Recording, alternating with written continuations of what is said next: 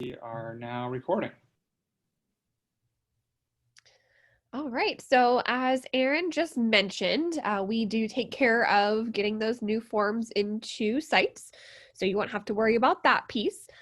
Before I actually show you downloading the immigration forms from this case, I do just want to pop open our admin tab because you will have control over deactivating any forms that you want to. So if I come into our immigration documents under the admin tab, you're going to see your list, and don't be alarmed by how out of date this list is. This is just one of our training demo sites, so it's going to look a little messy and a little outdated, but you would be able to control which forms get deactivated. So we will push the new form to you. Ron always includes those new forms that are released in the release notes, so you'll know.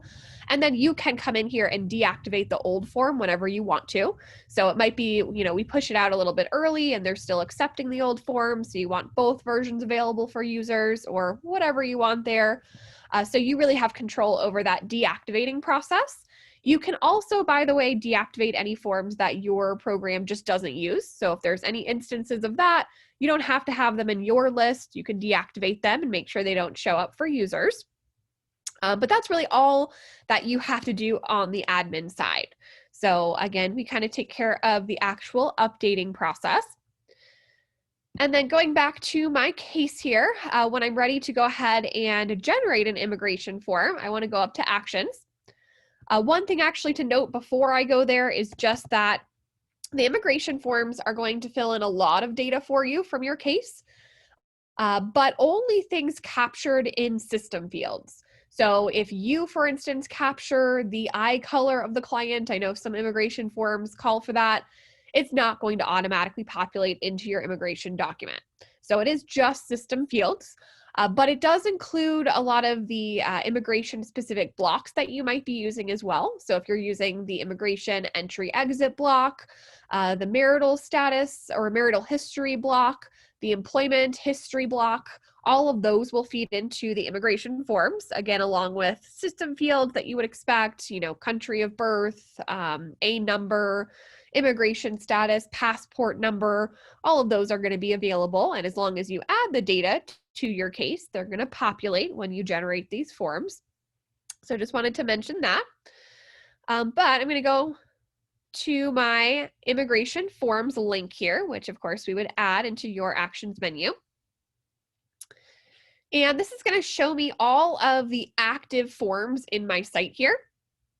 So again, you have control over actually what shows up here. So if this were a real site, we'd probably go in and deactivate these old AR11s and things like that. From here, some of these will have instructions. Those would just be the instructions from the USCIS website if they were provided. So you have a quick link to that. You also can generate a blank form. So if you just want to look at this AR11 and see, hey, is this the most recent version? I want to make sure my expiration date hasn't passed before I go through actually filling out this form. You can just kind of take a peek at the immigration forms from clicking, again, either just blank form, it will open in Legal Server, or you could open up that blank form in a PDF as well. You're, by the way, not going to see this little edit link. That's just for me, my login as a Legal Server support person. So we won't go over that. But when I actually wanted to go ahead and generate my immigration form, and I'm actually going to go down to, I think it's the G325A that calls for a little more info. I want to click on this form process link, and that's going to launch me into the process for creating this immigration form on this case. So everyone obviously is going to be a little bit different, as I'm sure you all know. Every immigration form is going to, call for different information about different people. Some here you would just see applicant. Here we see things like mother, father, current spouse, some former spouses. You might also see here preparer, interpreter. And what you're going to be able to do is choose from all of the people that you've associated to your case to fill in those spots. So you'll see yourself here as the current user. So you might have to use that for things like preparer. You're also going to see anyone who's assigned to the case, and also all of our family members we have on here as well. So I could choose the various people that I want to fill in here. Also note that I can add people to my case right from this page. So if I realize I haven't entered the former spouse information, but this person does have a former spouse, I can click Save and Add New Family Member. And I can go ahead and add in, we'll just call them ex-spouse, and whatever other information I might want here, like relationship. And then I would save that family member. I could keep adding more people, as many as I need to. And then we can click to return to the immigration form. And we have that person now available to choose as our former spouse. So you can really do this all kind of within the process as far as adding those people where you need to pull their information in.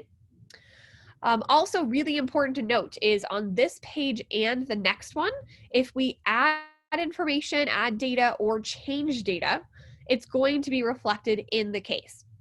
So here I just added ex-spouse to the case as a family member or non-adverse party. I've added that to my case, not just for this immigration form. So on my case, when I go look back on my case profile, I'm going to see that person in the list of non-adverse parties. There will, by the way, be a step, our last step actually, where I can add data to just the form without actually adding it to my case. So keep that in mind. I'm going to go ahead and click continue, and we get to our next step, which is where we're going to see more specific information for each of those people. So here I can see some data that we're going to be filling in about the client. I can see that some of it's missing. So I have not collected an A number or a social security number for this person. So some of that's going to be editable right here from this page as well. And again, anything I change here is actually changing the data on my case. So if I add an A number here, it's adding it for my case as well as for this form that we're about to generate. Scrolling down, I would see the associated information for each person as well. So this form is asking for a lot of different addresses for our applicant. We would be able to choose from any existing addresses that we've already added to our case at any point. And if we don't have a specific address, like we haven't thought to ask them about 4 of their previous addresses until now, I could come in here and create these addresses as well. So I'm still able to create a new address, and then again, link it, and it's going to, oops, here we go. And it's going to add that address to my case again, as well as adding it to my form. So I could do that with all of the addresses if I wanted to. I won't bother to. Same thing with employment history. So again, we have that block. You're going to be able to utilize that if you'd like. But here, I'm also again able to enter a new entry here on the fly. So we'll just enter this one really quickly. Just a little info there. And lastly, for this person, the applicant, I have my marital history. So I could again choose a current value that I've already put in through that block, or I could enter a new marital history record. I'll just put in that one, former marriage. So then I can save and go to our next actor, which would be the next person, if you will. Actor kind of means person here. And this is going to be, again, the info that I'm going to need for this person. So if I don't have it yet, I can edit, I can add that information as I have it. And then we would just keep ticking through our actors, seeing the information we need to pull for each of them. If we needed address information or other things like that for these folks, you would see that appear like we did for the applicant. And then our last one is just that it wants us to choose an alias for our applicant, which I don't have any. So I'm going to go ahead and continue. And finally, we get to our actual generated form. So this is the place where if I add anything at this point, it's not adding it to my case. So both of those last 2 steps, if I were to add people or add information about those people, it's actually adding it right to my case. And then, when I go to generate the next form, it's already in there. If I add something here, like maybe I type in this person's social, it's not going to save to the case. It's just for this form. But you can do that. So you can come in here and type in any information that you need to add. Some of it might just be, again, fields that we aren't collecting with a system field in Legal Server. So I don't see anything really obvious on this one, but my example earlier was something like eye color or hair color or height. I've seen those on immigration forms. Those you would have to just go and manually fill at this point. You also can override any information that might have been filled in automatically that you don't want here. So if I decided, whoops, I don't actually want this as our second address from the last 5 years, I could just delete that information, or of course, add in new values here. So you're going to be able to update whatever info you want to right when you get onto the form. And then if I scroll down, obviously, most forms are a little bit longer than this one. But if I scroll down, I have the option to put in an addendum. And past that, I have the opportunity to add an activity. This is something that you all will have to decide if you want to incorporate with your immigration forms. The benefit of it is that it will allow you to have these forms be essentially reportable. So if I don't add an activity, there's not a good way to surface in reports, how many AR11s did we file last year? Or how many clients have we ever filed an AR11 for? Or are we filing more AR11s or more G325s? Different metrics like that. So if you're interested in having that reportable, I would highly recommend, really kind of have to use this activity option. This would be something that you would have to configure. So I don't know if you all are using activities at this point, but if you are, you're probably familiar with the fact that the activity itself links to the item. So what most people do is create a new activity called something similar to filed immigration form. And then their item would be a list of all of the immigration forms that you're going to be filing. So, or the ones that you want to report on at least. So obviously this one's a little bit messy, but we see a couple of different immigration forms. We're going to pretend that's the one we're entering. I could also choose that venue if I wanted to, if it made sense. And then that's going to, again, record that I have filed this G28 for this case, which in turn makes it reportable. The last thing I have to choose on here is just the name for the immigration document that we're about to generate for this specific case. So it is going to just put in today's date and then the name of the immigration form. But if you have like a naming convention, their last name and the form name or whatever you want to do, you could update that here. It's just going to obviously attach to, our case as a document. So you can always update that later as well. And then we're going to click Add Document and Continue.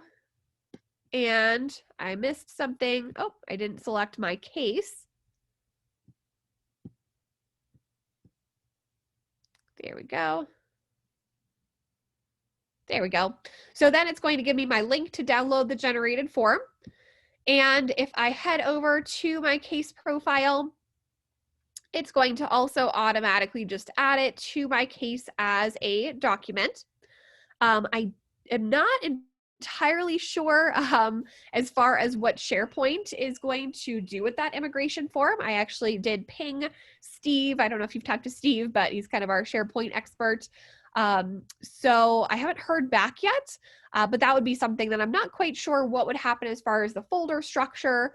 But I'm sure it's come up before where we've had to deal with that with other folks using SharePoint and immigration documents. All right, so that is really immigration forms and kind of the basics and just a run through of how you would generate forms and what those would look like. Any questions so far? Any requests to see a specific form and run through it or anything like that?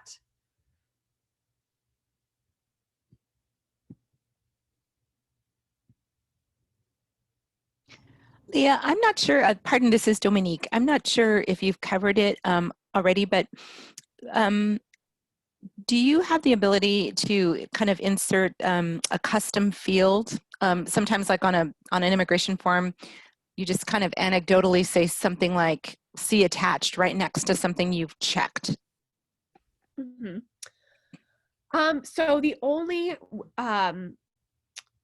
so The broad answer would be no. The only things that can default for you based on case data are going to be that set of system fields and blocks. You could, of course, as we saw, type in whatever you want to once you're on the form. But as far as defaulting data in the form, it's going to be limited to just system things. And so then I think the next workflow for us would be that then we download these documents from Legal Server, and then we save them into the case using DMS for Legal, which is our program that integrates with SharePoint. And so from there, you could make any edits that you wanted directly to the PDF. Again, there are likely some limitations. Leah, I don't know how locked down those forms are when we get them out of Legal Server. I know that when we get them from USCIS, there are some restrictions on what you can do.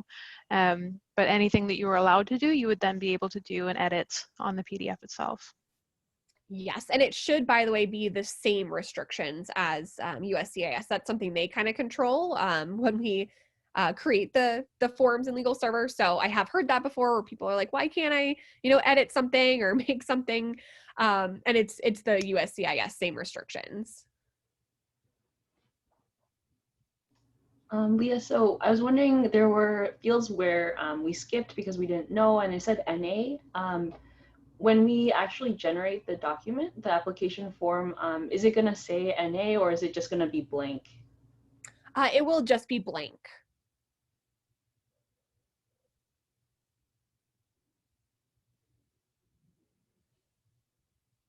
I had another question. As you probably already know, in lots of contexts, including immigration, there's a certain set number of forms that one uses to file a U visa, for example, or a VAWA case or that kind of thing. Can you do any kind of a group form? Like, I don't know what I'm trying to think of what the exact term I would, just like a packet of blank forms that one could call up for every U visa they do? So not quite. As far as generating the immigration forms, you would have to do those one by one. If you just wanted to be able to have just one PDF that included, 2 or 3 immigration forms that you had already generated, you could set up what we call the packet generation, which I don't know if you all are using it all for pro bono or anything. Its purpose was for sending a packet to a pro bono attorney, but you can really use it for any type of packet you want to build in the system. And this would just show you all of the documents that have been generated for the case. So I could grab, my AR11 and my G325 and then make up one PDF out of those 2 PDFs. But as far as the initial generating, those would have to be done individually. But one of the things that I think is unique about doing it here, and there's correlating features in Loyal, but here, if you enter information when you're creating one form, so long as it is in those like initial form filling things, or if it's in one of the intake questionnaires that we set up, those would then all be available to auto-populate in the rest of the documents. So you're not going to have to go back in and add all of that information for every form. You're just going to need to either complete the intake questionnaire that we set up, and or make sure that it's all correct for whatever the first document you fill out is, and then it's all available for the next one. Yep, exactly. So that jumping off your point, Susan, and others, if I realize there's a mistake, I've already generated the forms on HTML. Would I then be able to go back into the profile or those first initial pages, fix it there, and have it automatically clean up all the forms that I had already generated? Unfortunately, no. So when it comes to editing, all of the editing would have to be done outside of Legal Server. So it's not going to update data in your case or on any other documents that you've downloaded.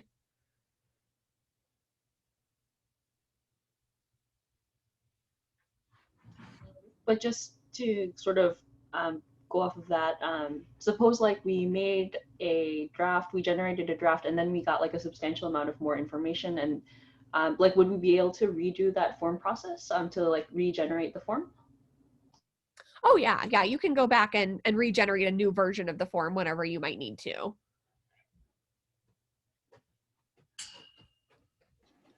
And so then the downside of doing that is any field that wasn't already populated, that we just populated specific to the form, we'd have to redo. Right, yes. Okay. Yep, yeah. I'm sorry, and I just had a question about the, because for when we work with pro bono attorneys, so we could send them the forms for them to access, and when they make adjustments, or when they, I guess when they work on those forms, I guess so Julia, there's two different parts of this. The one part is the sharing of the legal server case, and we are working with pro bono to set up pro bono restricted access and other ways for pro bonos to actually access the legal server case. The other part of that would be after the document is created, can we give access to pro bonos to the case documents? And that's going to happen in SharePoint. So both of those things are somewhat separate from this form creation process. But either way, we could give access to the pro bonos, again, either to complete that immigration questionnaire and fill out the actual data that will go into the form, and or to access the form itself once it's generated to work directly from it. So we can do either one. And someone had raised, like, when you just use the forms directly from the USCIS website, like that certain fields don't let you put in, like certain kind of, I don't know, like punctuation marks or something. When we do it on here, does it have a similar restriction for the fields, or are they just kind of open? Yes, so there will be some of those similar restrictions, and that's just based on their rules, essentially. So when we grab their forms, some of those rules we can't change. So like you're saying, like format things, if I have to put in a date of birth a certain way, anything like that is going to still be the same.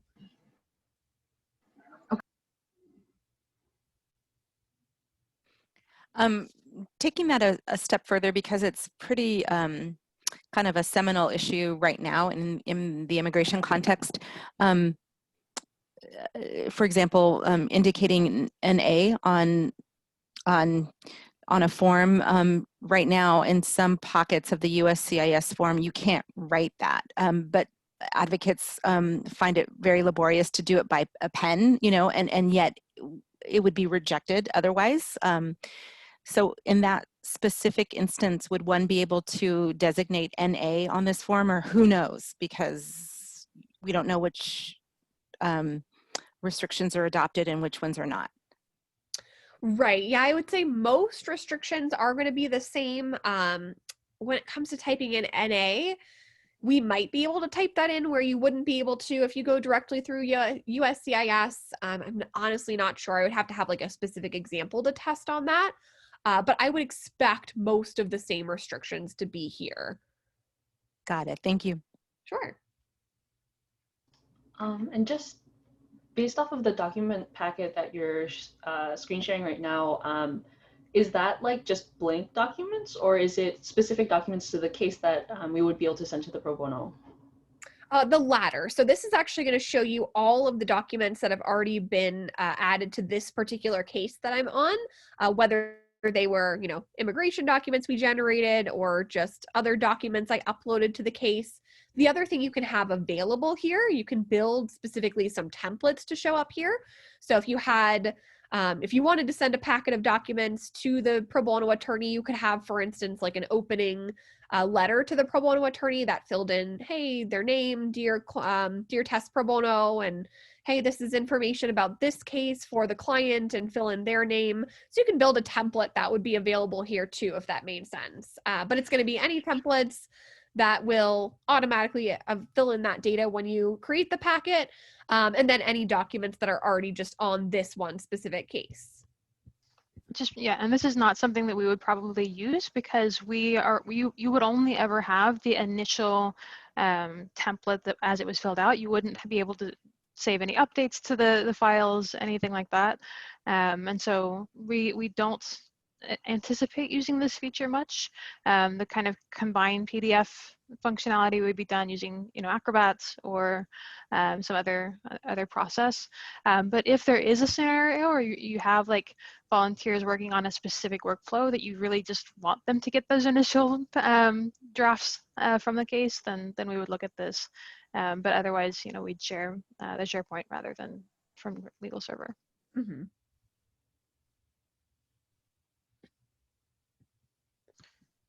There's a question in the chat from Julie. I don't know if you saw it, Leah. Oh, yes.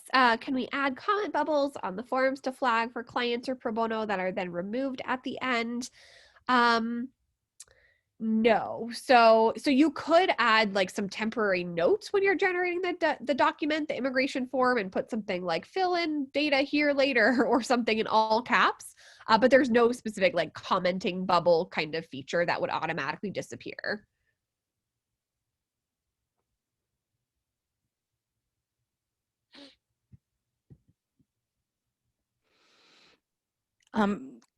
So this may be a question for Susan, but my question is in regards to attaching documents to the forms after they're completely done and not using that attachment section at the very end. Would that be something that would be done and possible in DMS, that like happening at the tail end of the process? Yeah, that would be in Adobe, and yes, you would be able to do that depending on how you're filing it and what the restrictions on the documents are. There might be a little bit of like flattening that needs to happen first, but yes, that would be done in Adobe, and then that combined PDF would be saved in DMS.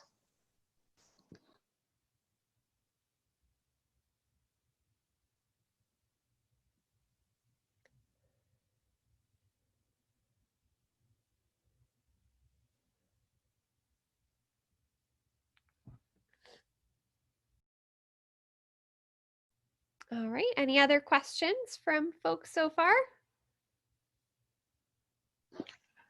Leah, is there any, Leah and Aaron, is there any restrictions on the number of staff that can use this feature, or is it just available to everyone that we have using Legal Server?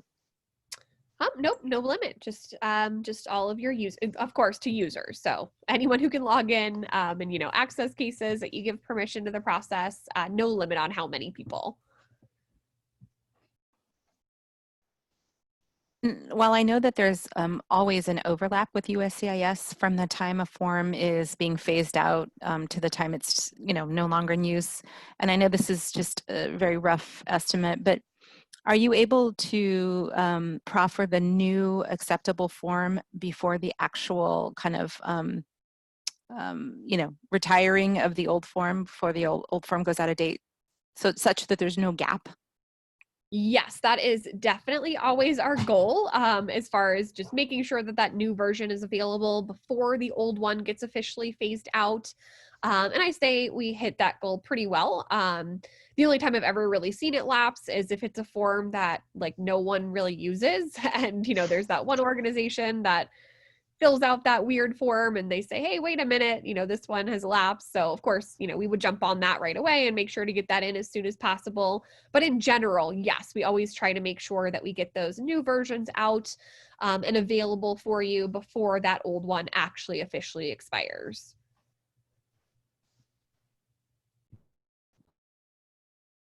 And then it's our responsibility to make it active in the system and deactivate the old one.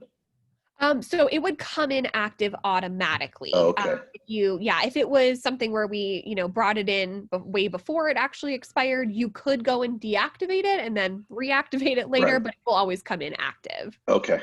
All right. And just kind of going back to Julia's question, I've been playing with this a little bit, and it depends on the form from USCIS, whether the commenting features in Adobe work. A lot of them it does. It works really well. You can just put a comment and add whatever you want, and then remove those comments toward the end of the form's life as you're finished filling it out. But there do seem to be a few that just have really restrictive permission settings, and so if there's any that you wanted to look at specifically that you use a lot that would be helpful to know about, let me know and I can play with those specifically.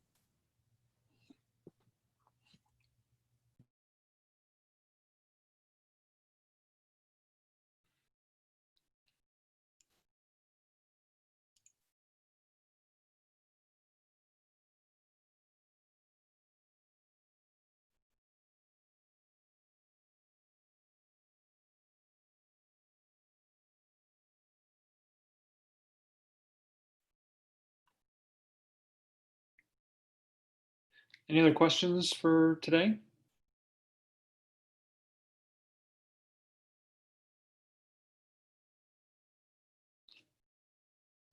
No, this was We're very here. helpful. Yes, thank you. Okay, great. Well, thanks everybody for your time, and we'll be in touch. All right, that'll be perfect. Thank you, Aaron. Thank you. Thank you, Leah. Thank you, Leah. Thank you, Aaron. Appreciate it. Thanks, Susan. Michael. All righty. Take Take care. care. Bye-bye.